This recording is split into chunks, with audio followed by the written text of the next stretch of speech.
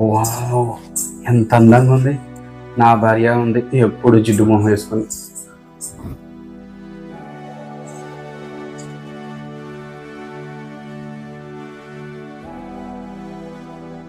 నువ్వేనా ఇంత అందంగా ఉన్నావేంటి? అయినా మీలాంటి వాళ్ళకి ఇంట్లో ఉండే భార్యలు ఏం నచ్చుతారులేండి. ఇప్పుడు మీరు ఫోన్లో చూస్తున్నారే, వాళ్ళలాగా మేము కూడా రెడీ అయితే అందంగానే కనిపిస్తాం. మేము ఇలా అందంగా రెడీ అయ్యి ఇంట్లో కూర్చుంటే నష్టం మీకే. ఏంటి, నేను మీ పక్కన వస్తుంటే మీకు చెమట వాసన వస్తుందా?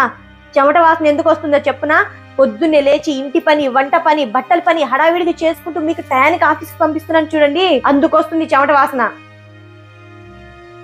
అంతెందుకండి, మా ఆడవాళ్ళకి పిల్లల్ని కంటే అందం పోతుందని తెలిసినా కూడా మీ వంశాన్ని మా కడుపులో మోస్తాం. మేము తల్లి అని పిలిపించుకోవడం కోసం మా అందం పోయినా కూడా పర్లేదు అనుకుంటాం.